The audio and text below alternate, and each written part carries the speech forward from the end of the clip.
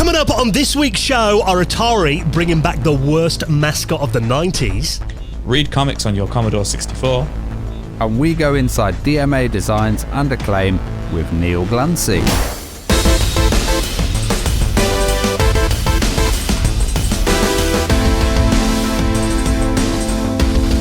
And the Retro Hour podcast is brought to you every Friday with our friends at Bitmap Books. Now, one of their books you absolutely need to check out, A Gremlin in the Works. If you enjoyed the games of the Sheffield-based publisher back in the day on the 8 and 16-bit platforms, check out this exhaustive history of the company, exclusive interviews and images, and lots more as well. And actually, you can save £5 if you order that book right now. You can check it out and the rest of their retro gaming collection at bitmapbooks.com. And with our friends at PCBWay. Now, if you're working on a retro project at the moment, they offer a fully featured custom PCB prototyping service with low-cost, fast turnaround quality boards, and they offer services like 3D printing and injection molding. And you know PCBWay are massive supporters of the retro community. So get an instant quote right now at PCBWay.com.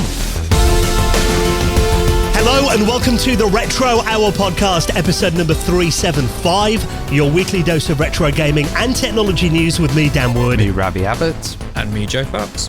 And very nice to have you joining us for our weekly look back at what's been happening in the world of retro gaming and technology from over the last week. And of course, plenty of nostalgia laid on for good measure as well. And in the second half of the podcast, I think that's when this show really comes into its own.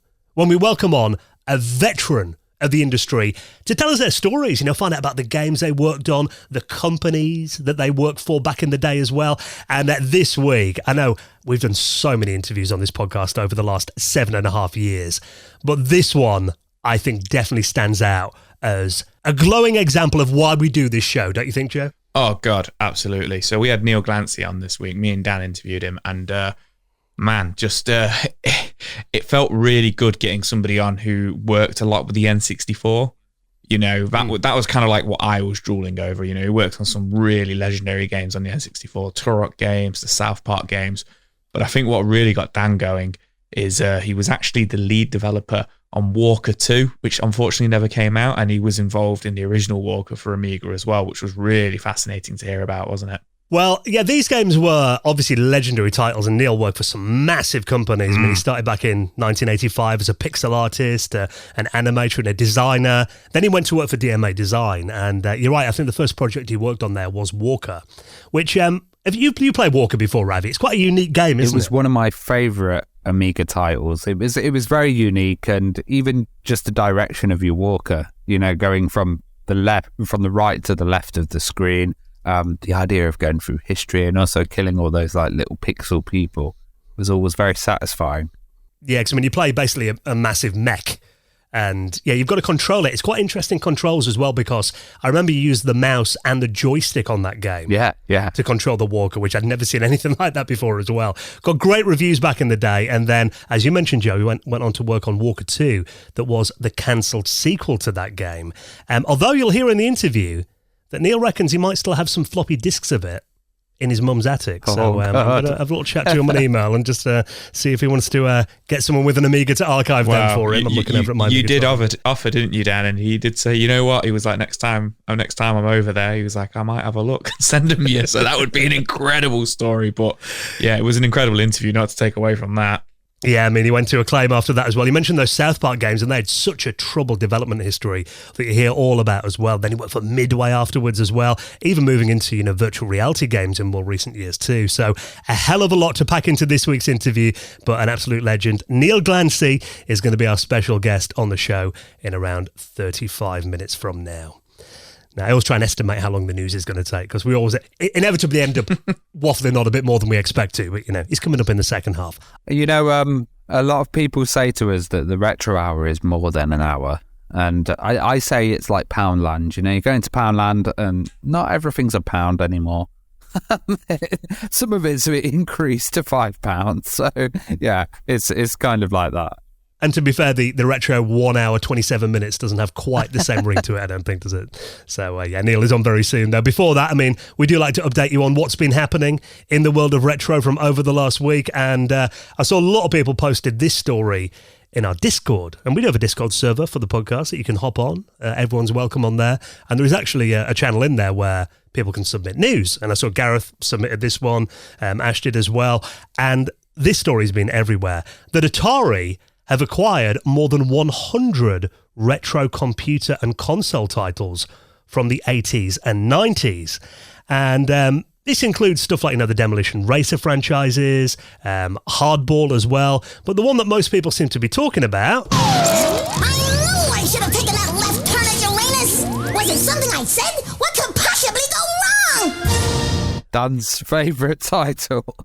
Bubsy could be coming back. Yes.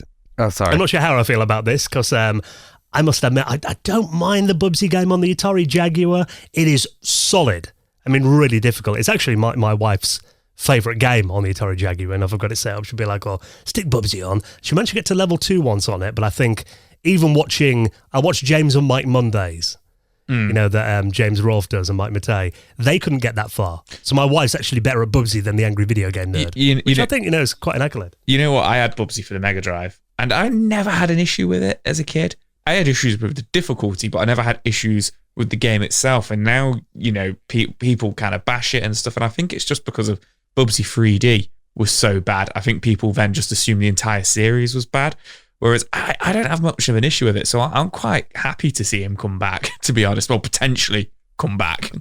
So all of these titles are going to be coming to the Atari VCS, right?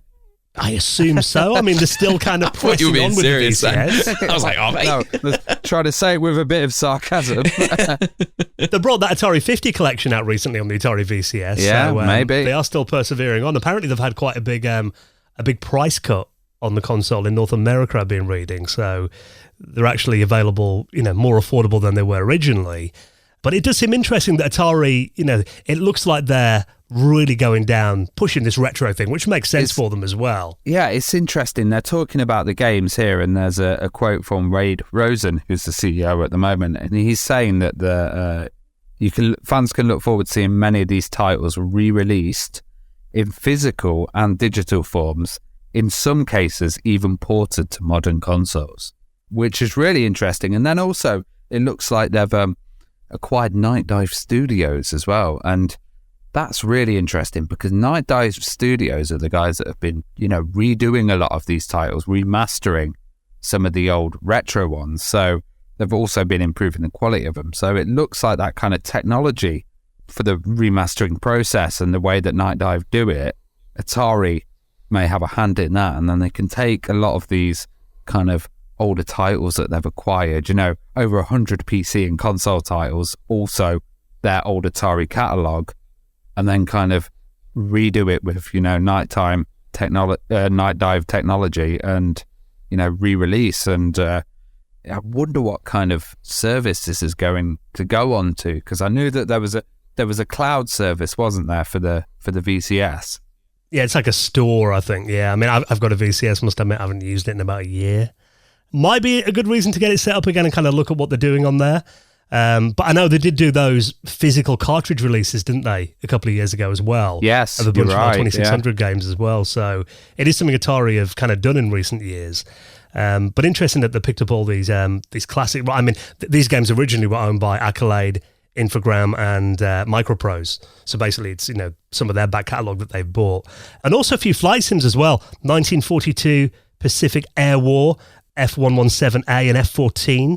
As titles now that they've bought in their catalogue. So, yeah, it's an interesting range that they've bought there as well. But I think, everyone does seem to be focusing on Bubsy.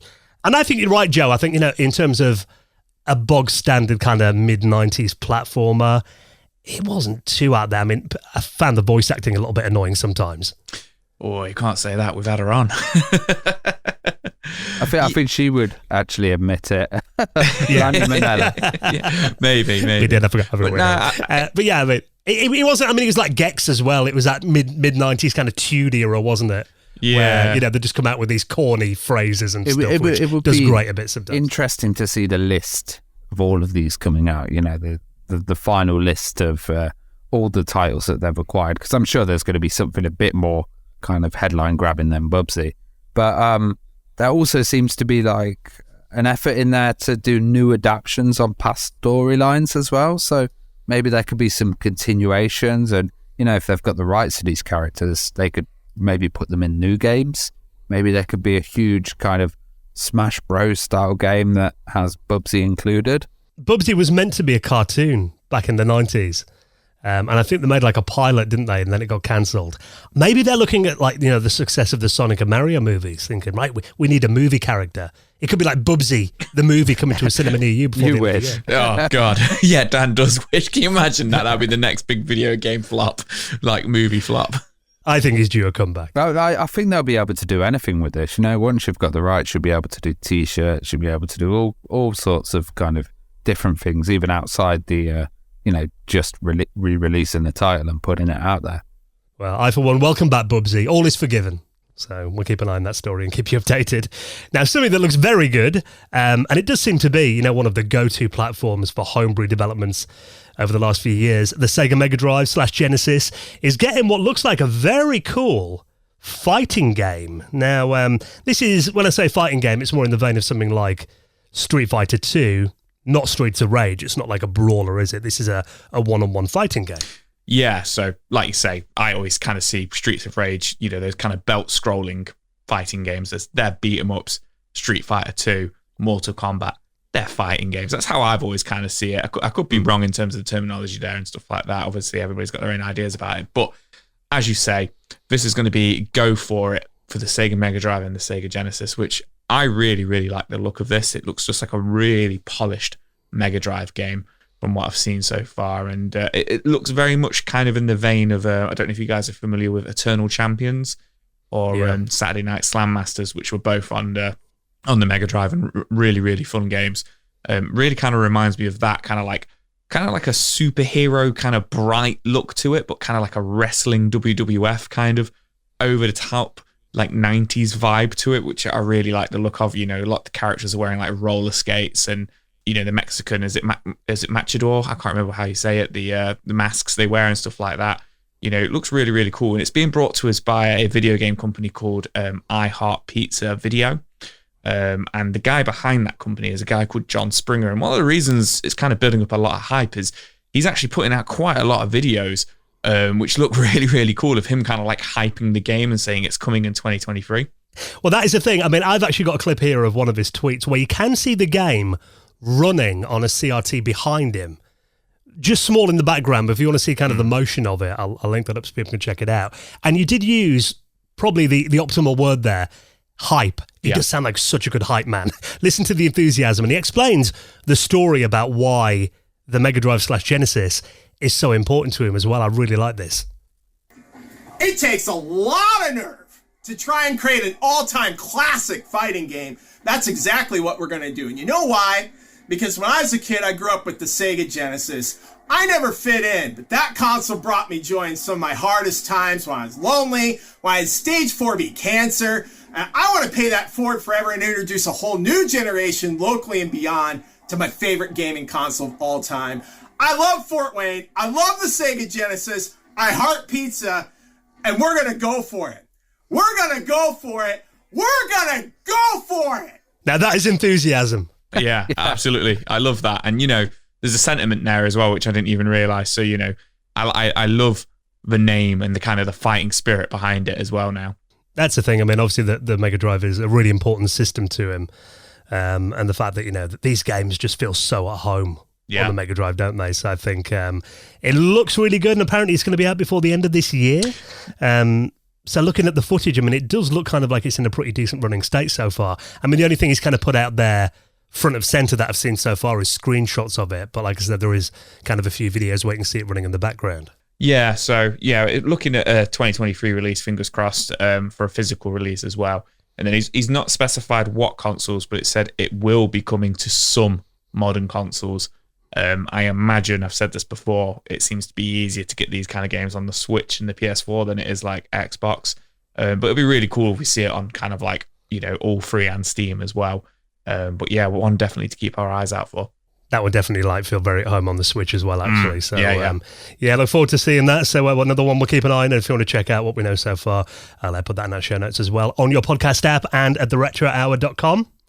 Now, Ravi was practically salivating over this next story.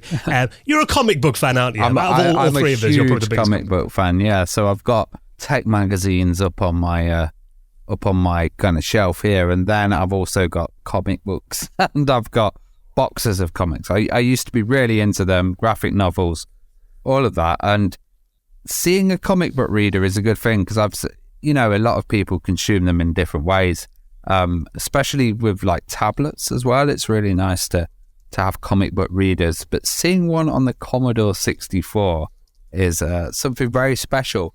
And the thing about this is it actually works, and it works well.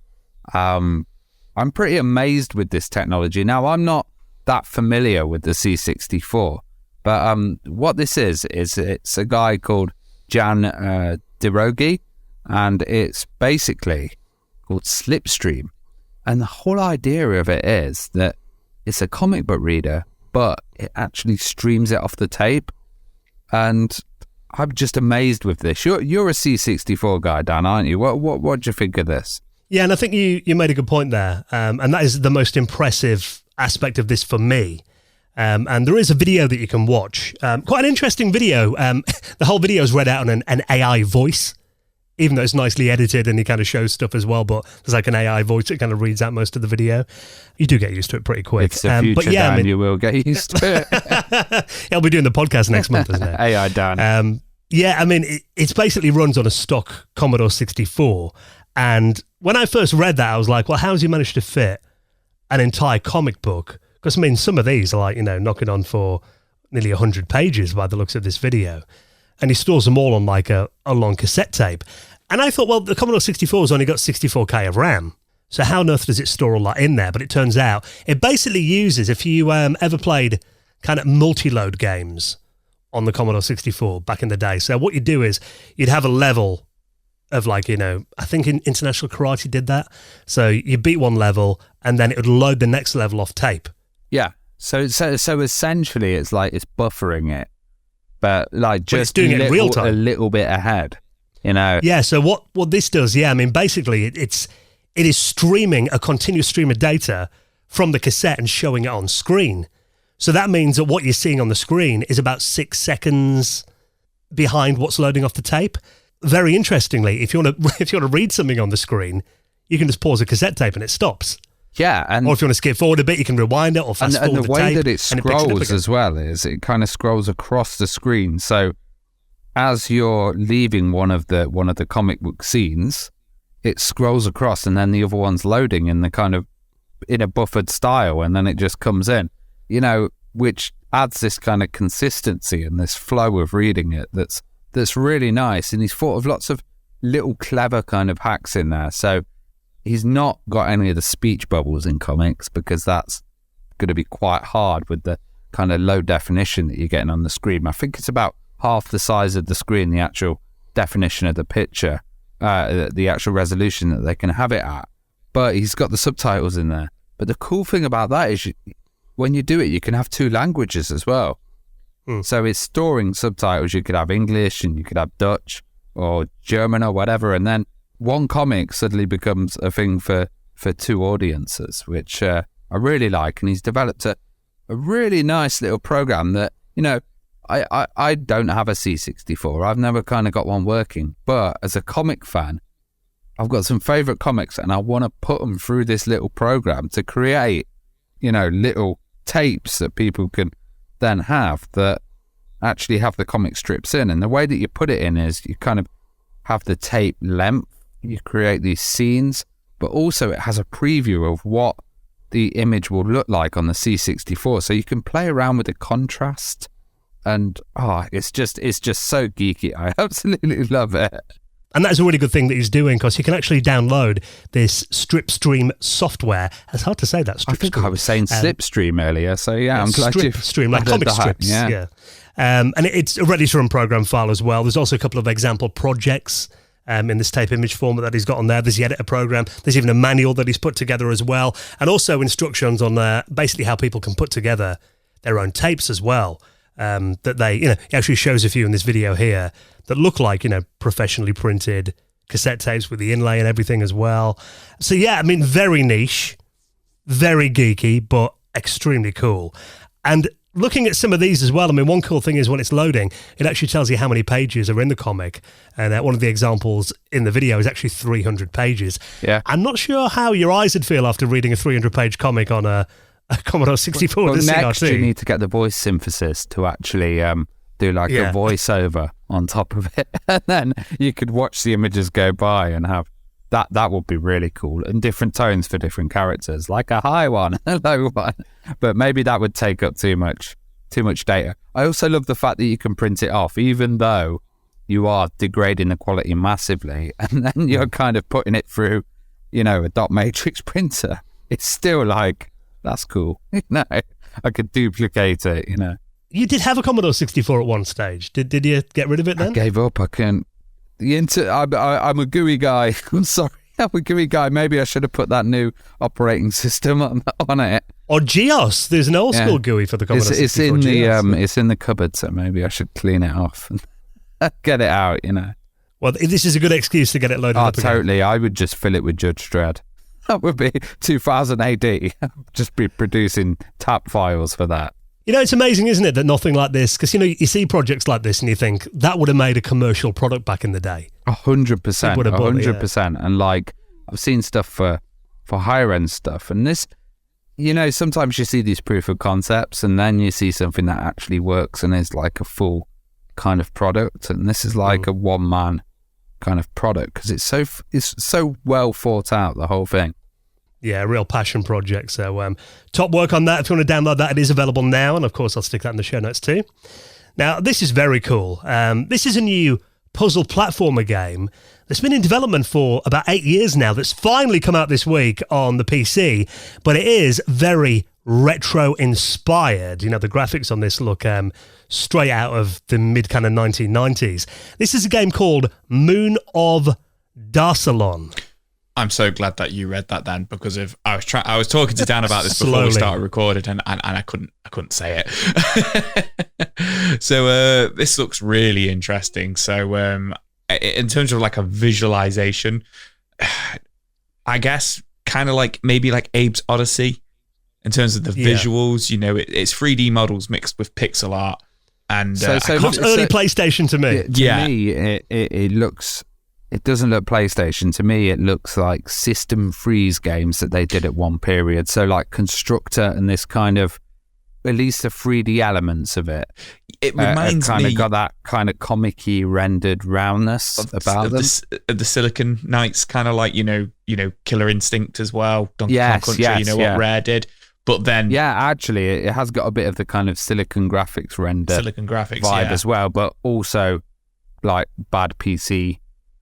PD games as well. Yeah, at the time. Yeah, and obviously it's a very purposeful look, and I think it really suits it, and it's not a look you see very often. So it's made by Dr. Cuco Games, which is a Spanish developer, and as you say, Dan, it's been in development for 8 years now, and it's been completely solo developed by this one guy, Dr. Cuco. It's kind of a mix of 3D and 2D as well. Like some of the aspects of it are flat, and then some of them are really rounded and rendered.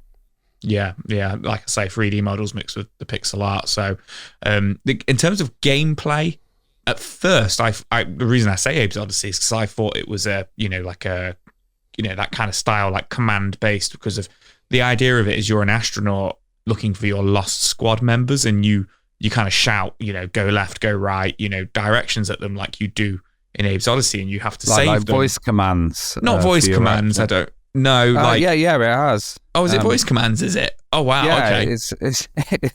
It's saying voice commands to control companion NPCs.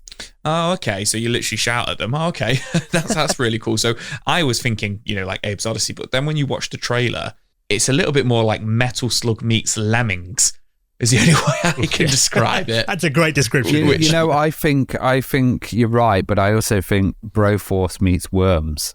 Yeah. There's a lot of worms in there visually. I was looking at that, and a lot of the levels remind me of worms. Yeah, and the way that there's this certain gun in there where you can build environments, so you can actually, which is well Earthworm Jimmy, like you can destroy it as well, but you can actually like put soil sections down and like block off certain areas or build ramps up. It's got an element of destructibility. Yeah, that like you say, the gun that makes like bridges and stuff, that really reminded me of the bridge building Lemming. But then you can shoot it away as well, and and then it's there is loads of enemies and like little spaceships you can get in and stuff like that. And if you actually kind of read into it, it's actually a sequel to a game called Pilots of is it Darsalon? Is it Darsalon? Yeah. Well done.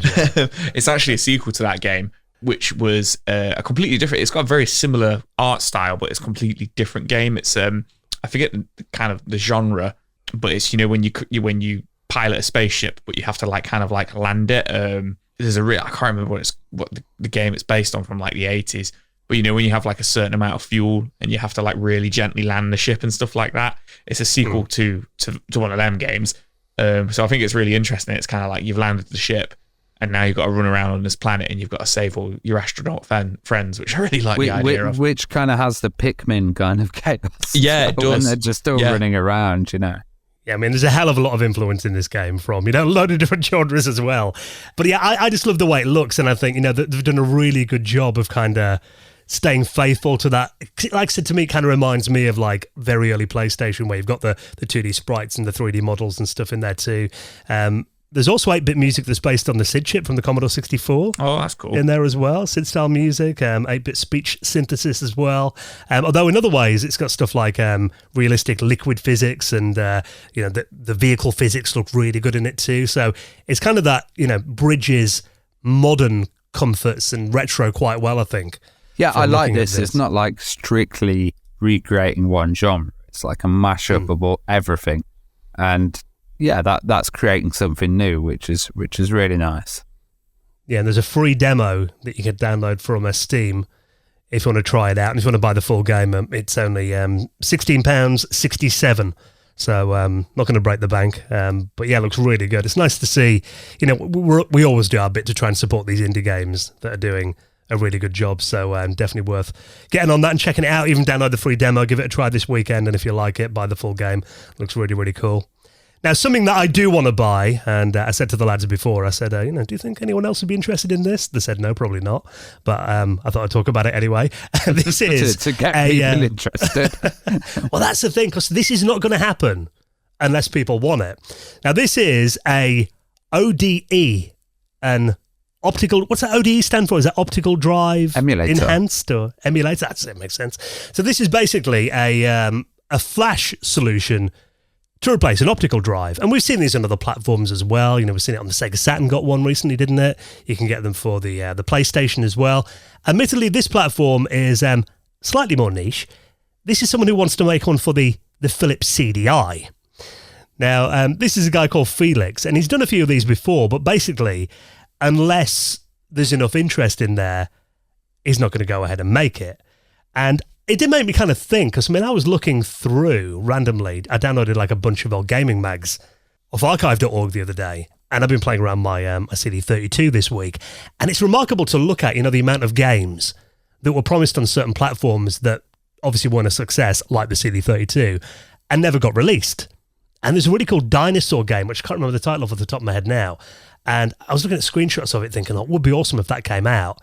And then I learned that it actually did get a release on the Philips CDI. So I thought, I have to get the CDI set up again. And it turns out mine's not reading discs anymore. Yes. So this is ideal, because these things are great for actually like kind of saving the original hardware. If you've got an issue like that, it's going to be a bit of a nightmare to repair. It's interesting seeing what he's kind of aimed for. So he's got an interest list here. And I don't know what the DVC slot is, but apparently you can extend it. So the SD card can be extended via the DVC slot. So that's a digital video cartridge slot. So there's an expansion slot on the back where you normally put an FMV card in there. So I guess you'll be able to slot it into the back. And they're saying, there's going to be a way of working with redump as well, which is a way of dumping your images. And, it will have storage transfer in RAM as well, and micro SD supported as storage. So it sounds like quite a good project. It's fitting on this kind of area. It does say it will require soldering 11 to that's the thing. 13 the wires. CDI doesn't have a connector for the optical drive. It's just soldered to the board. Oh wow. Okay. Yeah. So it doesn't mean you're going to have to unsolder the old one and solder it on. But I mean, from memory, they're only kind of like small little cables. It shouldn't be that tricky. I think even I could probably do that. Yeah. So, but at the moment, this is not pre-orders, but he's just wants to gauge the interest for it, really, to see if people want this. And if they do, then you'll get a notification when the product's available. So at the moment, there's a little Google Docs form that you can fill in if you've got a CDI and you want a new optical drive replacement. Because I'm looking around at my machines, pretty much all of my retro machines. I mean, one or two of them have got old school hard disks in, but more of them these days have either EverDrives or flash carts or compact flash adapters. I mean, I pretty much use them in everything now.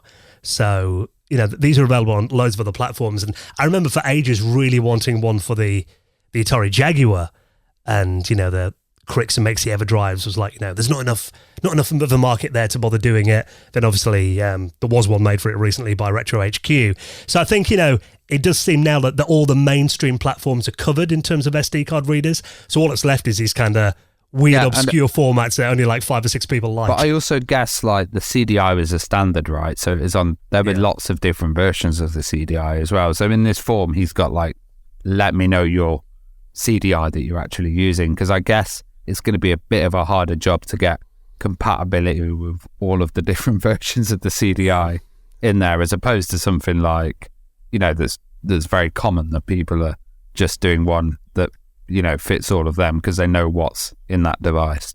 So, I mean, if you have got a CDI, lurking in the attic, or maybe, you regularly dig out your CDI to, play Space Quest on it, or try and control Lemmings with that horrible remote control. The thing is, I just think all of these retro platforms should have something like this. Because, I mean, as I've found out, optical drives don't last forever. I'm going to try cleaning mine and it might bring it back to life. But loading times are better as well. Well, that's the thing, and it's more stable and it's easier to get stuff on there as well. I mean, I don't know if you guys, have burnt a CD recently, but, it just seemed to me like, the actual CDs that you buy in places like Asda, they do those little towers of like 50 discs. It feels like the quality of those is nowhere near as good as it used to be. Do you think if you asked a kid about burning a CD these days, they'd understand? I saw very depressingly, someone actually tweeted that a couple of months ago. I saw that pop up on my timeline. It was like, oh, can someone explain to me, I'm 14. What does burning a CD make? How do you actually burn it? What's that mean? And I was like, God. You get a CD. To me, it still feels... You get a lighter.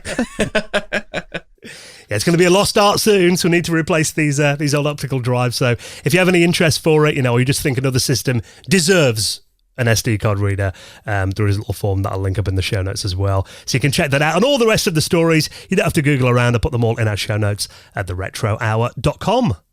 Now, it's Friday when the show comes out, and actually, I will post this on Patreon and our socials beforehand as well, because Friday night, it's going to be party night with the boys tonight, isn't it? Party night on a Friday night.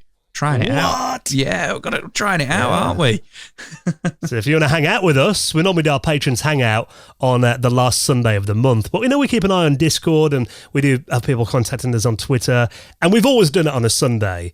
But I've seen a few messages of people saying, Sundays don't work for me. I've got to work then, or I've got family commitments as well. So I thought we'd try swapping it up a little bit and actually doing it on a Friday night instead. So we're going to be doing our monthly patrons hangout today when the show comes out, Friday the 28th of April at 8 o'clock this evening, 8 p.m. till 10. I imagine being a Friday night, there might be a kind of to a cider by Joe's side, possibly being a Friday. Possibly. Is it before a bank holiday weekend as well?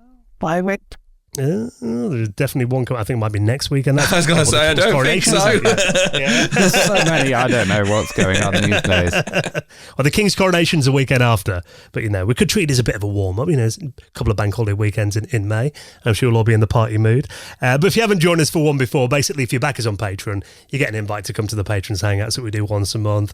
Basically, just a massive Zoom call. Load of us get on, we geek out, sharp pickups. It's just a bit of fun, really, isn't it? And some helpful advice on there as well, though. We often get tips and stuff as well. So we always say it's a bit like a virtual users group. So if you join us on Patreon this weekend, you'll get an invite to that. That's coming up tonight.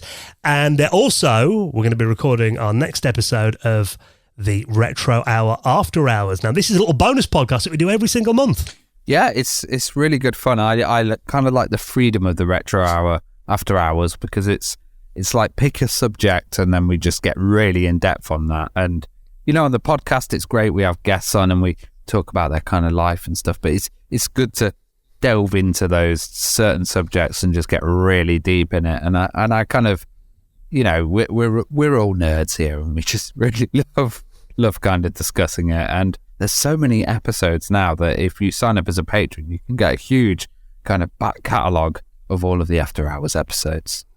Yeah, I think it's like 34 that you'll unlock if you join us this weekend. And the new episode we're going to be recording on Sunday is going to be about our favourite co-op games. And Joe and I were talking about this the other day, and Joe said, you know, I'm not going to pick the usual ones. You know, Streets of Rage is not going to be in there. We're going to think a bit more outside the box, aren't we?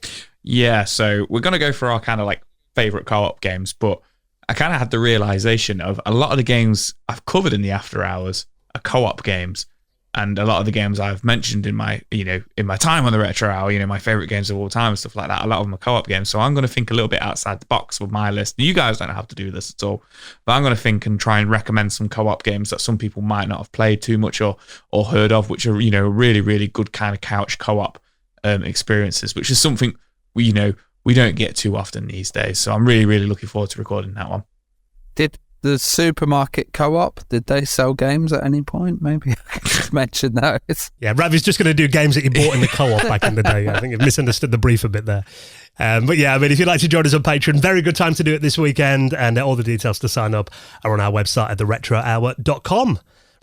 Right, then next, we're going to go inside the world of DMA Design and Acclaim with this week's very special guest. Neill Glancy is next on the Retro Hour podcast.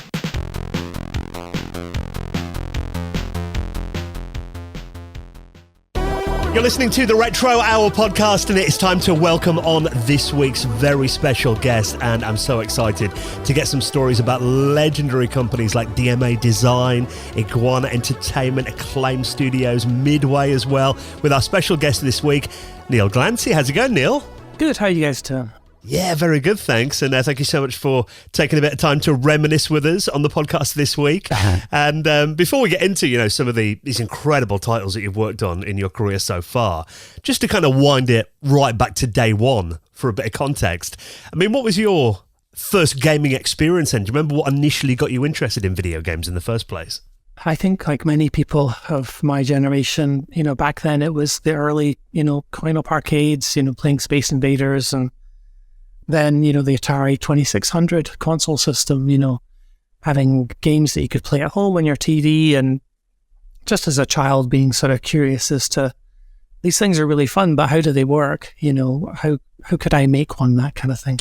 So you used a lot of tools such as like OCP Art Studio on like, you know, your early home systems to make art projects. What kind of artwork were you creating? And do you have much of an artistic flair at school? Did you have much of an art background, or did you just kind of fall into it with like computers and stuff? I've always been very artistic and very interested in art. A lot of the games projects that I've been involved in throughout my career, I've involved creating a lot of illustrations and diagrams and things.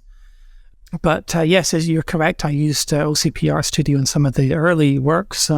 Those were mainly things focusing on Spectrum titles, and then later Atari ST and Amiga, with things like Deluxe Paint as well.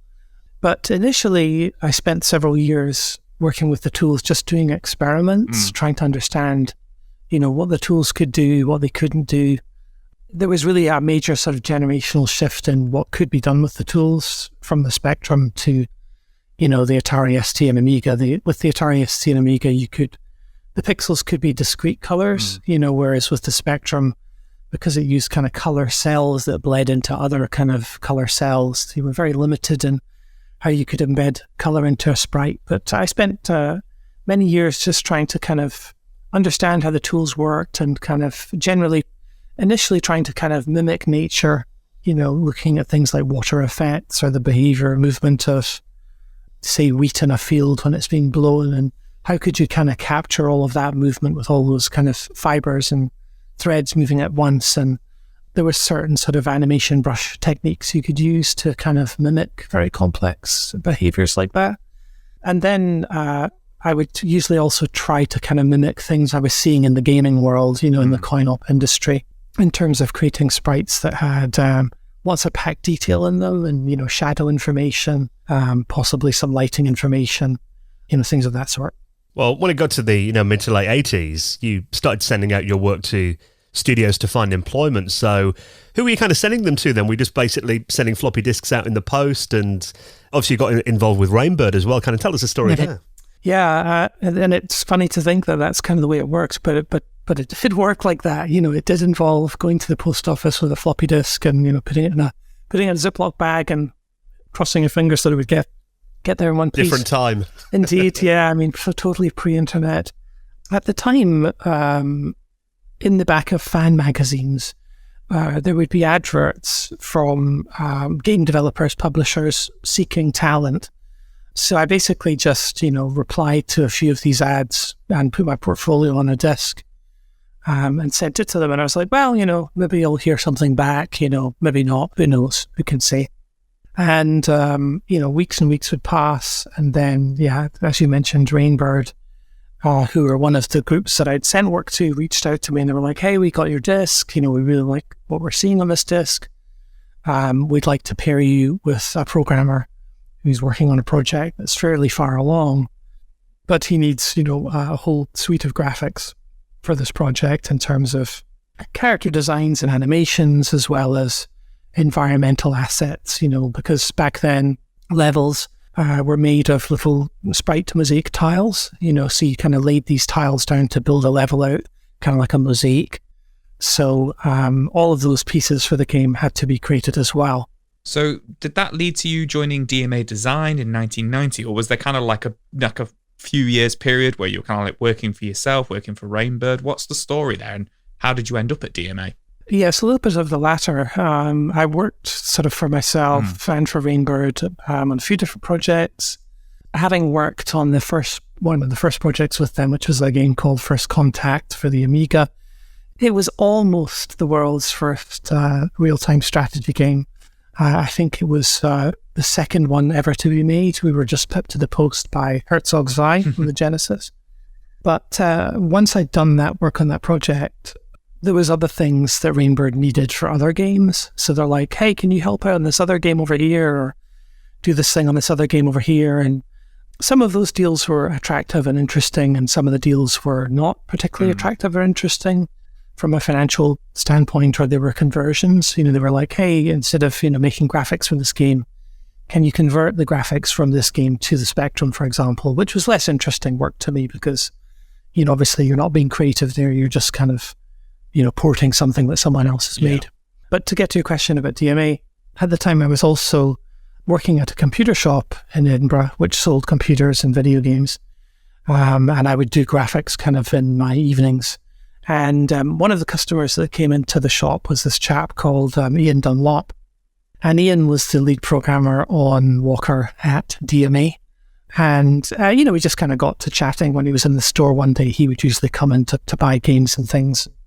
We'd be chatting about them. And he was talking about the work he was doing on Walker. And I was telling him that I was kind of in between assignments for Rainbird. And he's like, well, hey, maybe we could, work together in some way, shape or form. And I was like, yeah, that'd be great, because this is a good time for me. I'm kind of in between things. So he showed me some of the early work he'd done on Walker, and it was pretty clear to me that there was a lot that could be done there that wasn't being done.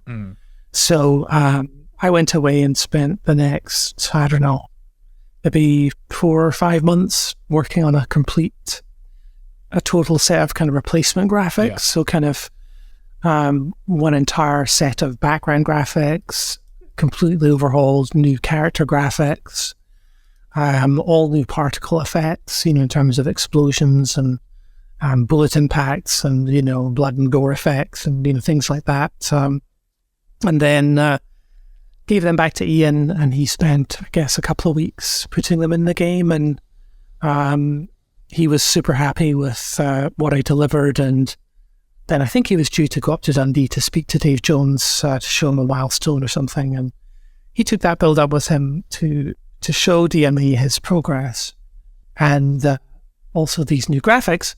And they were pretty blown away with the changes. And so Dave Jones reached out and he's like, hey, we should meet, we should talk. This is some really compelling work. Would you be willing to relocate to Dundee? And so that's kind of how all that ball of wax got started. Well, Walker had some really impressive graphics for the time. I was a massive fan of that game when it came out. I mean, what was kind of your inspiration for the art style of Walker then? That's a great question. At the time, I would say probably the strongest inspiration for the art was Akira, the sort of seminal Japanese anime set in Tokyo with, Tetsuo and Kaneda and all these people. Some of the characteristics of that work, obviously, were that it was incredibly detailed. It had extremely detailed observations around light and shadow. There's a lot of scenes in Akira which have, really beautiful light and shadow work. And that was one of the things that I really wanted to kind of achieve in Walker, was a next generation level of lighting. Unfortunately, none of that work is actually in the retail product. So none of the work or very little of the work that I did for Walker actually shipped in the game. And which is another kind of bizarre story. And the reason for that is that although David Jones was very much a fan of the work that I had done for Walker and that Ian had integrated into the game was very far along in production. They had an art team up in Dundee who'd been working on the game for quite some time, I believe maybe almost a year. And Dave's take on it was, we can't put your stuff in the game because it's a completely different level of quality than the stuff we have for all the other levels in the game. So therefore, we just have to kind of stick with what we have that's already been built in Dundee. And, if you can try and work with the team to add some of that polish and some of those concepts and ideas into the work that already exists, then that would be great. We'll make it slightly better, but we can't tear it all out and put all this new stuff in. So it was a bit disappointing because the work that I'd done for the title was, you just didn't see work like this in sprites at the time. I was doing things like motion blur and, that all has to be cooked into the animation and lighting so that when a character, one of the tiny characters would run around the world, and I'd made the characters a little bit larger than they appeared in the shipping game so I could get a lot more motion fidelity on their running cycles and, weapons and things. And, so when an enemy would run around the world and fire a weapon, for one frame, you would see this big muzzle flash. But then you would also see the muzzle flash on the character because it would flash and illuminate their body and clothing and so on. And it would also create kind of a back shadow. So the kind of bright flash at the front of the character where the muzzle flash was would create a very stark shadow behind the character for that frame that the muzzle flash illuminated. So it really kind of attached the characters to the terrain in a very physicalized kind of way, which made them seem like they were really kind of part of this scene, and then you could see the characters even performing fine details like, cracking a gun open, ejecting a shell, loading a new shell into the breech, closing the breech, all these kind of things that made them a little bit more interesting too. Do you still have any of those original graphics? It would be fascinating to see how that looked. I think so. I have a box archive from my parents' house in Scotland, which contains, I guess, maybe 100 3.5-inch floppy disks. And it's basically an archive I did before I left Scotland of all of the work that I'd done. So it's probably in there somehow, but I don't have an Amiga anymore. So, well, I've got one next to me if you need a hand. We could ship them to you and see if you could revive them. But yeah, definitely up for that. Yeah, I went on with DMA to do a lot of very specialized work for DMA. Dave Jones was very interested in trying to see if they could kind of bring graphical work that was being generated in Dundee to some of the emerging standards that were coming out of Psygnosis at the time. And I'm sure as you're aware, Psygnosis was, synonymous with being the best people at creating graphics on the Amiga and the Atari and such. And they were using a lot of advanced technology to do that, silicon graphics workstations and so on. So it was interesting to try to create some of these next generation effects for some of that test work for DMA. I did a lot of rotoscoping work, combining bitmap animation backgrounds with kind of rotoscope characters. So you had very fine character motion. Again, with kind of an Akira-like feel, you know, in terms of light and shadow and kind of observation of the characters' costumes and so on. One thing about Walker I thought was very unique is the control scheme of it as well. Yeah. If I remember, you actually used the joystick and the mouse together to play the game. So You could. how did the team settle on this? And was there kind of any doubt that that would work and confuse players? You could use the joystick and mouse. Essentially, it was just sort of, you know, walk left and right. And you could use the mouse to control the walker's head. And one of the things that was very unique about it at the time was the fact that the walker's head could turn and move and look in 3D. So you could kind of move the mouse, which controlled the cursor that the walker's head was aiming at, anywhere in the playfield. So you could kind of aim in or out, left or right. And then you could push the mouse button to fire. And then the walker's head would look at the appropriate position, you know, in that aim grid, if you will, to then shoot the target appropriately. But it was very novel at the time because true three-dimensional graphics were very much an emerging thing, and they were not something that was greatly accessible to home computer users at the time. And I believe it was Scott Johnson who actually encoded and programmed a three-dimensional model of the walker's head. So he basically created the model of the walker's head completely, you know, as a set of three-dimensional points. They were not authored in a program, you know, like 3D Studio Max or something like that. And then he created a script that basically rotated the head and rendered it at various different aim grid angles, and then outputted that image as a bitmap. And this was very cutting edge work at the time. And that was really kind of the basis of Walker was, you know, hey, we have this kind of really cool Walker head thing looking around in 3D. What could we do with that? You know, how could we make that a game? And that was really kind of the origin of Walker. So you actually led development on Walker 2, but it was cancelled after about a year of production. What's the story there? Yeah. And how far along was the production of the game? Yes, I did lead that production. That was a lot of fun. We grew the team. We added a lot of people. At the time, our attention was sort of divided between trying to figure out, you know, the Sega Genesis was becoming really big at that time. Yeah. And we were like, you know, how can we... There was a lot of interest in porting Walker to the Sega Genesis, but it wasn't really something that was going to be particularly easy to do because Walker really relied on people having a mouse to play the game. Yeah. And the Sega just had the gamepad. So, you know, Ian Dunlop sort of messed around with that for a few months to see if we could kind of get something to work, but it just wasn't really working very well. While he was doing that, I was kind of ideating on, you know, what could Walker 2 look like? What would some of the features of the game be? There was a lot of areas of Walker's design that I was unhappy with, in the sense of... I thought the experience got very monotonous very quickly. You know, I would have liked to have seen more in the way of things like power-ups or more interesting enemies, you know, to fight. So those were things that I was very keen to solve for in Walker 2, and I spent a good deal of time with Ian working on ideas to make the enemies much more engaging and interesting to encounter and to take down. New sort of mechanical enemies. We also wanted to kind of have new kinds of boss battles.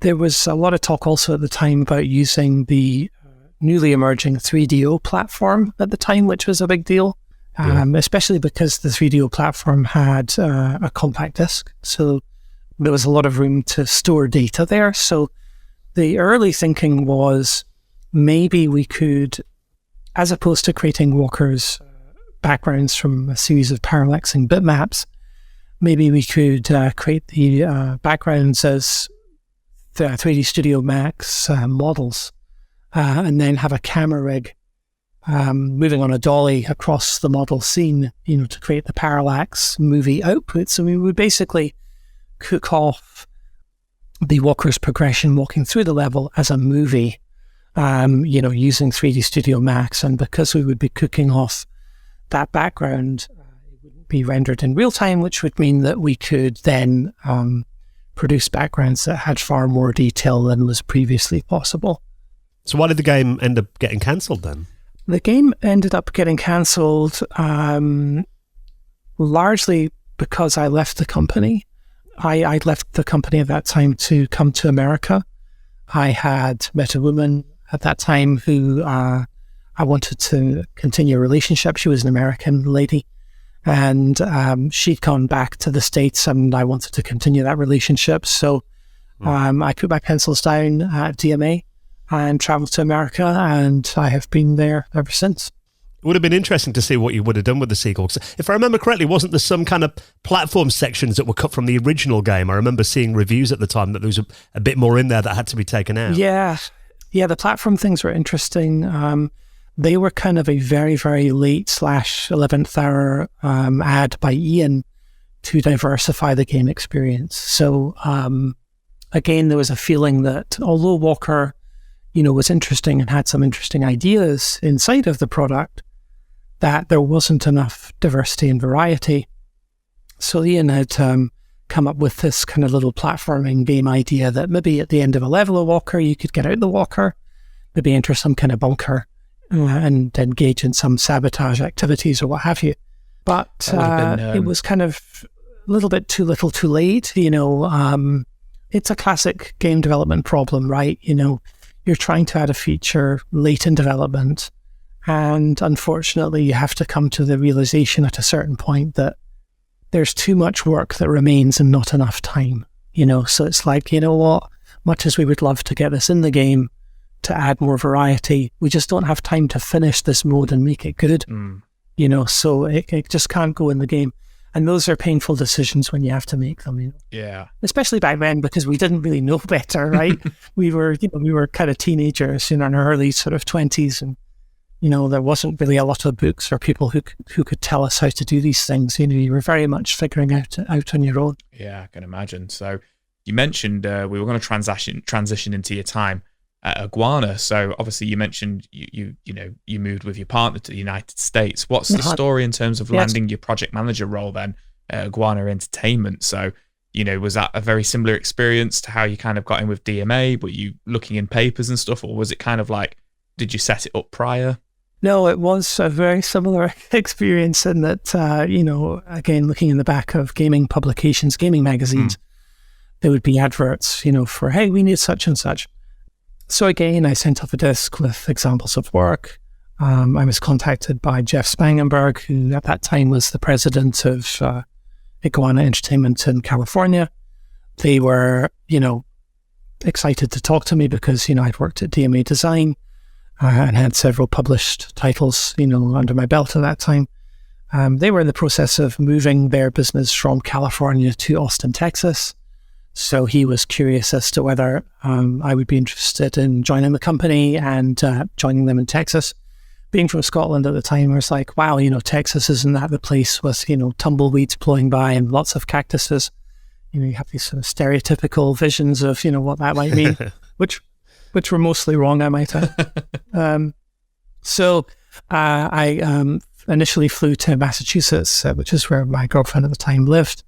We packed up her apartment into a U-Haul van and drove it down to Austin, Texas. And I took the job at Iguana.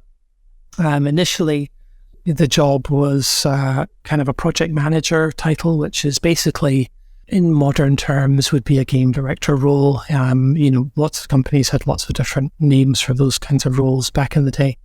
But, you were basically the person who was in charge of the project, including scheduling. I mean, it's crazy to think of all the different responsibilities you had back then, but also responsible for, obviously the graphics, art direction, assembling levels, working with the programmers to code features, enemy behaviors, player character behaviors, things like that. So how did you find the culture differed? I mean, coming from, Dundee to Texas, I mean, that must have been quite the change. And was there a different feel and vibe at Iguana compared to DMA? How did the experience differ? The main difference is kind of just being in Texas where God, it's so hot here. It can easily get up to 110 degrees. So, extremely hot. But in terms of culture, I think the main difference would be Iguana's culture was certainly more focused around productivity, and getting things done on schedules. There was only a certain amount of time that projects were financed through, so we had to kind of, deliver products on time and on schedule.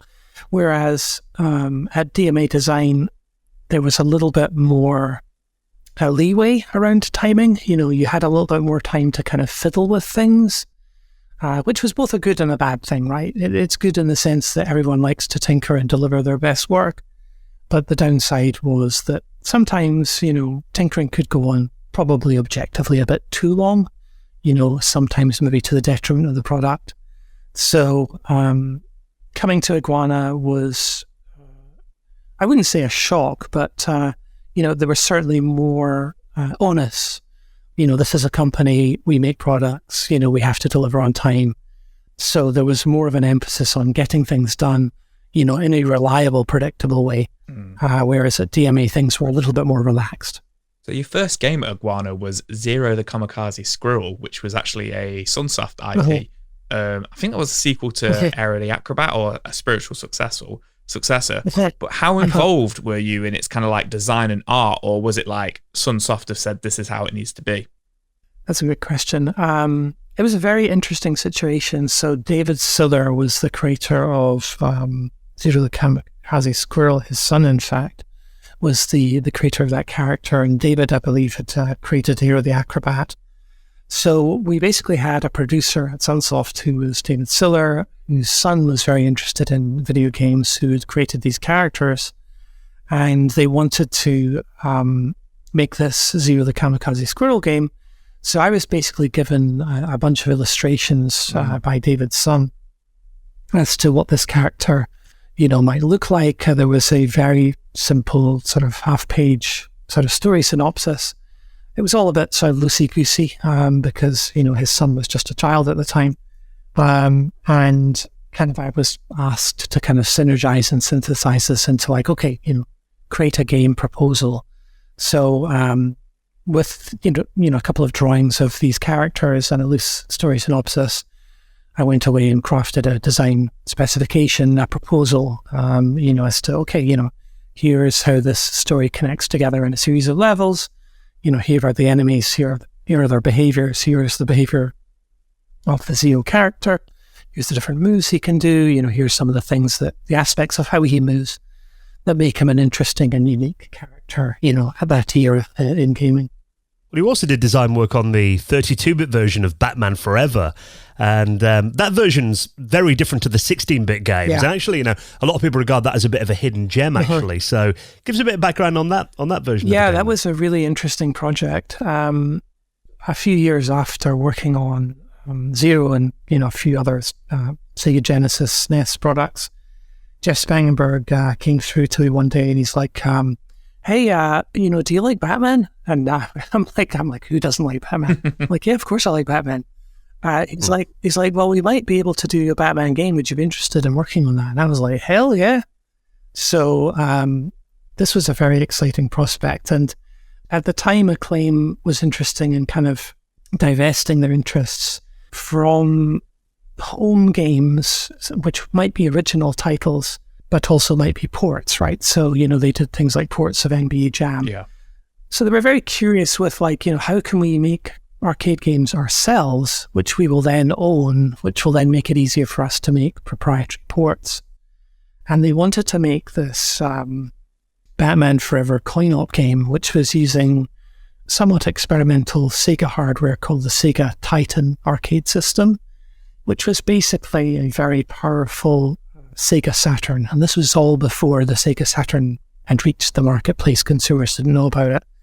So it was kind of like a beefed up Sega Saturn, which also had a proprietary soundboard on it, so it could produce very, very high fidelity audio. And it was a really interesting project because we were given early versions of the script of the film, and I was given a lot of concept art from Warner Brothers to try to create a game proposal with. But the movie was still in development at the time, and there was a lot of changes going on with the movie. So the tricky part was we would find that by the time we'd created a specification for the game, which would kind of call out, okay, here's the different levels, the different characters and situations. We would get a revised script from Warner Brothers, and it's like, oh, the movie's completely changed. now we need to totally change. This level in the game is gone. This character doesn't exist. So we'd have to kind of do major brain surgery. Yeah. On our pitch to kind of get it working again.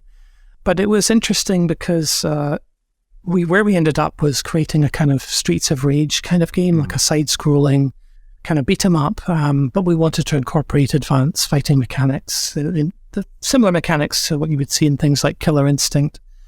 And we also wanted to have kind of a next generation of graphical fidelity. So it's interesting how this is actually a callback to the Walker 2 thing. So we did use 3D Studio Max to create these extremely detailed three-dimensional backgrounds that we then cooked off as bitmap images, so that the backgrounds to the game, had really nice kind of truly calculated shadows and reflections and lighting effects and things like that.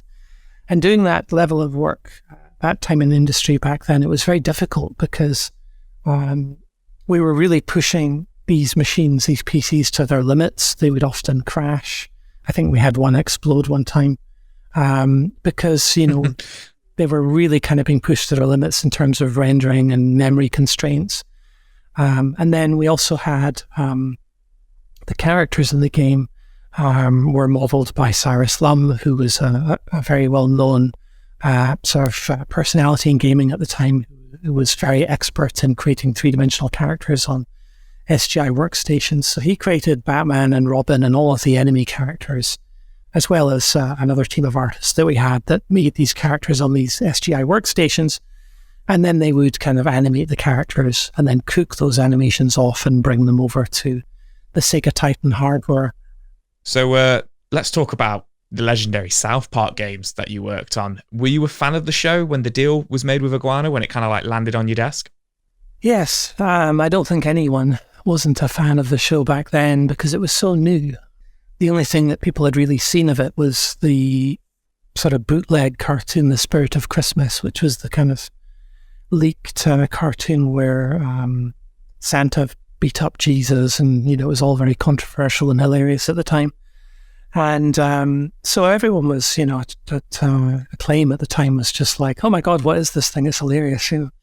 And the senior executives of Acclaim were quite savvy as it came to sort of emerging brands, if you will, and they saw this cartoon and they were like, there's probably some money that could be made out of this. So they approached Casa Bonita, I should say Matt and Trey at the time, to sort of buy their rights to use the South Park characters for entertainment products. Initially, that came in the form of a PC screensaver pack. It was the quickest thing they could get to market. It was just like, hey, here's some animated interactive desktops with, South Park, elements. And they got that to market very quickly because it was a very technologically shallow, easy to implement product. And then from there, they were interested in making games. So, at that point, Jeff spoke to me, and he's like, hey, we've got the South Park thing, would you be interested in working on the South Park game? And I was like, hell yeah, that sounds great. The major challenge, though, was they wanted the product for Christmas of that year. And I think we were having that conversation in maybe March, early April, which meant that we only had months, basically, to design, build, and execute and deliver the product, which was insane, right? Doing anything in such a short time is just incredibly difficult. So we looked at kind of what we had, and at that time we only really had the Turok engine, which was a first-person shooter engine. Turok obviously being the game where you run around shooting dinosaurs, which was a big deal on the Nintendo 64. So we were like, okay, well, it's going to have to be a first-person shooter of some sort. We looked at the reference material because the show had started to air on Comedy Central at that time. I believe there were maybe 3 or 4 episodes in. There was not a lot of episodes for us to refer to. But there was this one episode in the early season where the kids went hunting with their Uncle Jimbo, and it was like, oh, look, it's a bear, it's coming right at me, blam. We're like, okay, well, the kids, we can see them in the show here with, guns and things like that. So having them running around with guns should be fine. And, we were running this stuff up the flagpole with Comedy Central and Casa Bonita, which was the studio name for the South Park studio. Everyone was happy at that time.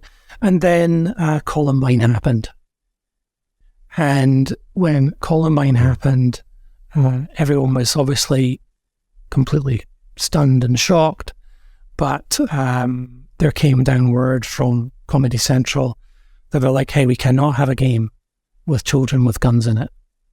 And we understood, this, but we were like, well, what do we do now?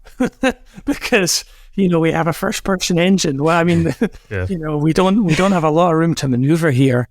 And I remember talking to the team and my leads at the time and being like, shit, we are really in a tight spot here.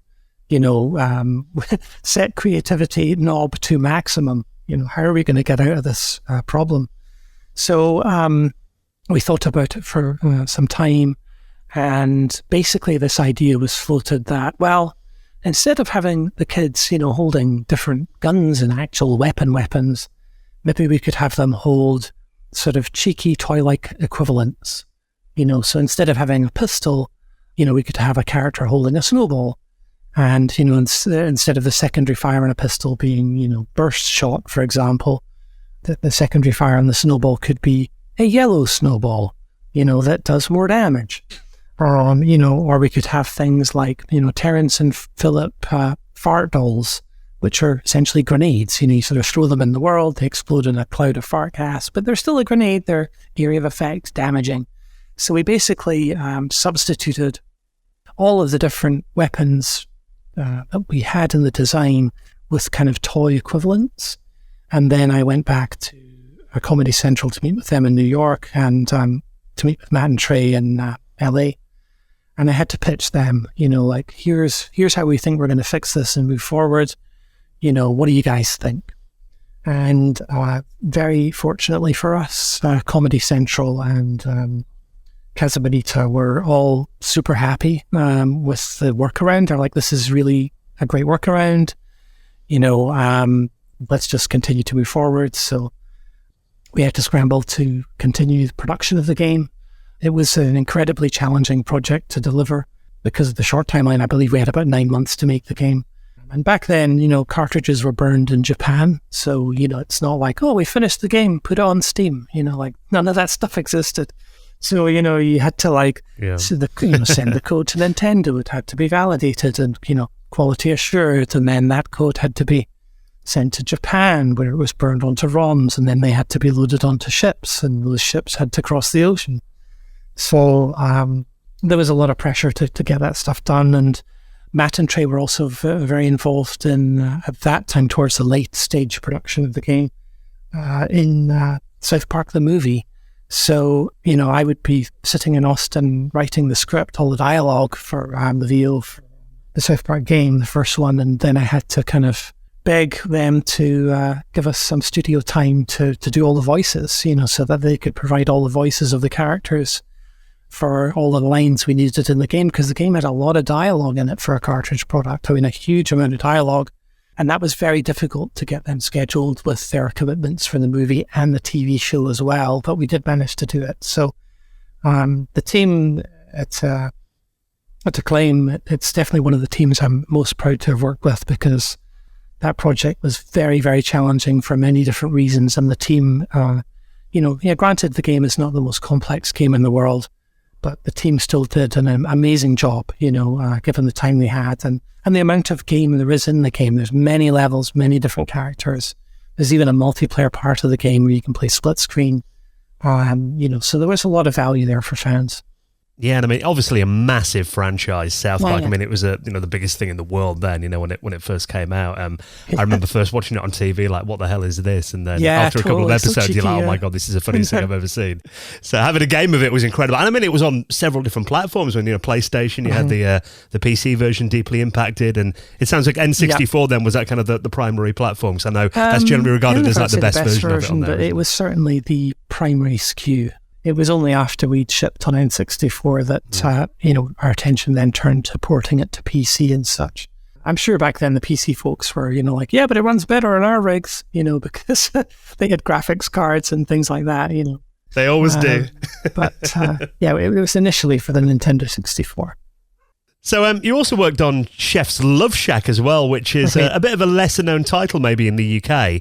Tell us a bit about that then and what you worked on that game. So the subsequent South Park projects, Chef's Love Shack, South Park Rally, I'm trying to remember if there was another one. Basically, I served as kind of an executive producer on those titles, so I wasn't really involved in the design of those products. We had a team in Austin. Chef's Love Shack was designed and project driven by Jules Watson. And the Rally product, I believe, was made in Australia. And my involvement in those games was to basically act as a consistent liaison between Iguana Entertainment, Comedy Central in New York, and Casa Bonita in LA.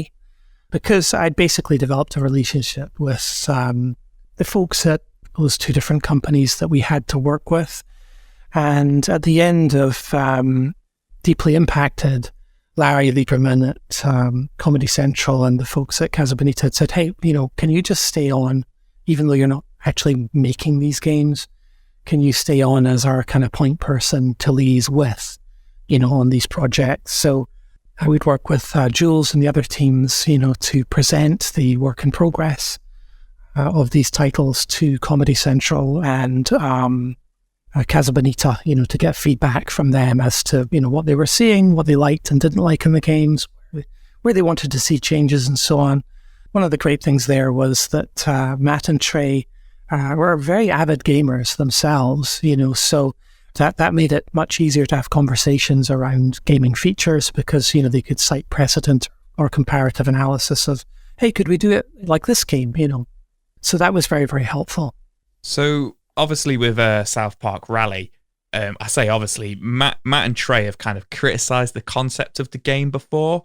And sometimes they kind of go on record to say, like, with the newer South Park games, they look back at mistakes that were made with the old games and decisions they made with the old games. But then in other interviews, they say they had nothing to do with those games. So how hands-on were they really with it? Like, with kind of like the demos of the game and the prototypes and stuff. Yeah, they weren't really particularly hands-on with those works. They did see those works on several occasions because I would have to present those works to them for feedback. But there was an acknowledgement and an understanding, I think, within Acclaim at that time that, especially the Rally game, that there was something just not quite right about the product. That although the idea of, obviously, people knew what Mario Kart was back then and it was a successful franchise. So, you would think that, hey, having the kids in karts, doing races or in tracks is a slam dunk, right? But one of the things that I believe was odd about the Rally game was this idea that the folks who were designing it had that the track would contain branches within the track, which could then contain shortcuts. Which could lead people to kind of developing different routes around the track to get a better lap time. And this is an interesting concept, but it didn't really play out too well in the game because people would race around the tracks and sort of be a bit confused as to, well, should I be going left, right, or center here? And because different players were going in different branched paths, it meant you saw each other less, which meant the sense of rivalry was weaker because you didn't see, you weren't always kind of chasing the pack, in the pack, or leading the pack. So there was a number of rather odd design decisions made in the Rally game that made it a bit of an odd fish.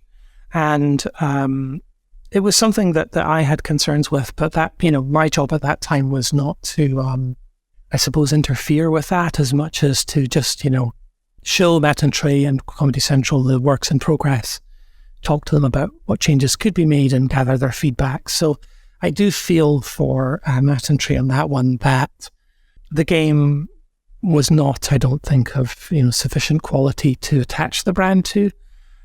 So I understand, why they would be upset with that one.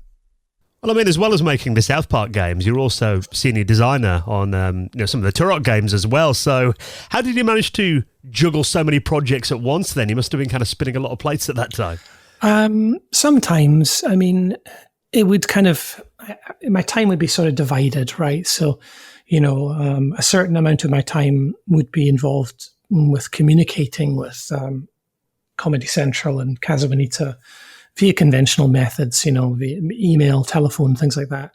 And then some of the time, you had to kind of get on the plane. So, usually once a month, sometimes once every 6 weeks, I would get on the plane and fly to New York, meet with Larry and Comedy Central people, then fly over to LA, meet with Matt and Trey, and then come back to Austin and give the team any direction, or any sort of findings from those sessions. And then in between, doing that, I would still have, about half of my week left, right? So that would be time that I could help on other projects. So, for example, one of the projects that I was juggling at that time was Turok Rage Wars, which was being led by Mark Piscini. Mark would later on leave Acclaim and go to work on Metroid Prime, which I'm sure you guys have heard of. Great game. So Mark was leading Turok Rage Wars, and I was helping him with that project in terms of just generally kind of helping him with bits and pieces of project management, but also building some levels, right? So I would go into the editor and, build some levels, because it was a kind of a multiplayer focused game. So we wanted to cram as many levels in there as we could. So really just, keeping busy, between sort of project management stuff, helping new project managers spin up, and contributing content, where needed. I mean, obviously you've done a lot in your career, Neill, and kind of moving a bit more towards, the modern time. I know one project that you're particularly proud of, and you should be as well, because it's really, really impressive title, and I know was up for award nominations as well, was the virtual reality game, Torn, that you worked on in 2018. So kind of moving a bit more towards the recent years. Tell us kind of the story behind that game then, and kind of how your career led to that. Yeah, that's an interest. Gosh, there's a lot to cover between Nintendo 64 and that. I don't think I can cover that gap quickly. But Torn was a very interesting product. In that it was entirely a new IP. We had a fixed budget of around about $1 million, which is not a lot of money to make a game with. And we had a very small team of around about 5 people. So the question was, what can we do that's compelling with such a small team, in a relatively small amount of time. And at that time, when looking at the virtual reality marketplace, and this was, very much when VR was just beginning to kind of blow up a bit, there was a sense from, developers as well as early consumers that VR was interesting, and you could do some interesting things with it, but that a lot of the experiences that people were seeing were very kind of shallow. They were almost like tech demos.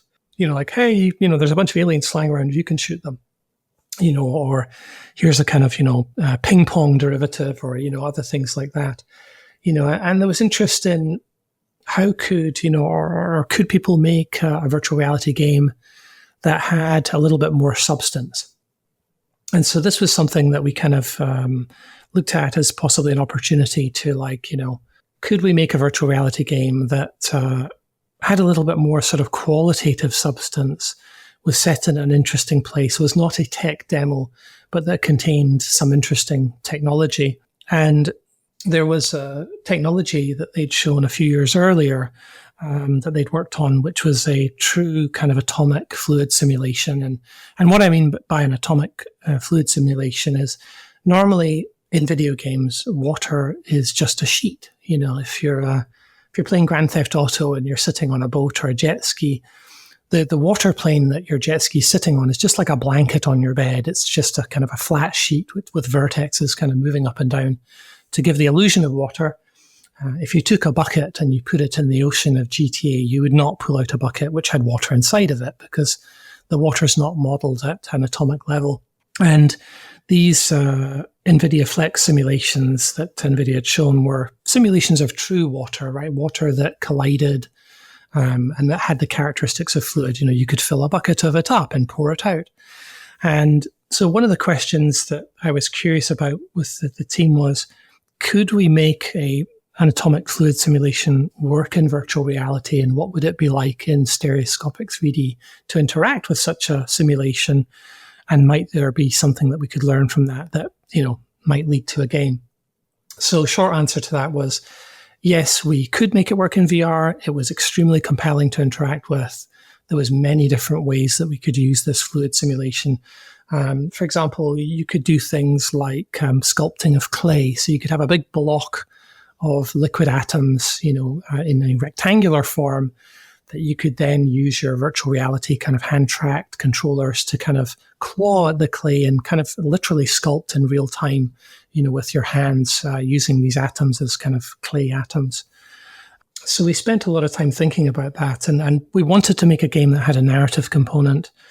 But because we had such a small budget, one of the determinations that I'd made early on in the creative solutioning for the game was, although we want to have a game with people in it, we cannot afford to see them, because we cannot afford to pay the budget of building a character mesh as well as a facial rig and doing rich facial motion capture so the face is, convincingly animated. It was just out of our budget. So how are we going to solve this? How are we going to have a game where people are talking to each other where we can't afford to render people? So it was a bit of a tricky problem. And that's kind of when I had this epiphany that, what if this fluid was the person? And then the next question became, well, why would that be? And that was really kind of the epiphany that drew Torn together. And Torn is basically the story about an urban explorer, this woman called Catherine Patterson, who stumbles across an abandoned mansion. And this mansion is very unlike anything she's seen previously in her prior sort of blog posts, because it has these kind of very bizarre, like Willy Wonka, like mechanical tentacles entering the house and exiting the property. And it's just a very bizarre sight. And she manages to find a way into to the mansion, where she encounters this thing called a speck, which is a kind of a tiny, bright sort of Tinkerbell-like light that can speak to her. And it kind of guides her through some of the onboarding parts of the game to find this tool and complete certain tasks. And when she completes some of these early game tasks, she's transported to kind of a parallel universe. And inside that parallel universe, she finds the disembodied mind of Dr. Talbot, who is the person who created the mansion with all these machines. And essentially his mind and his body have been torn apart, which is why the game's called Torn. And the players have to interact with this, what we call the Talbot blob, who kind of tells them the story, and then they return to the mansion, where they then complete various puzzles to advance the narrative, and then they return back to Dr. Talbot, where they then advance the story forward, and so on. So this fluid simulation essentially became one of the central narrative characters of the game. So it was a very fascinating project to work on, and it was our innovative use, I should say, of these technologies that got us that DICE nomination. Well, Neill, it sounds like you're still, continuing to push the boundaries of technology, and, such a fascinating chat with you, and long may it continue, Neill. So thank you so much for coming on and being our special guest this week. It's been wonderful to Thank you so much for having me. It's been a delight. Thank you so much.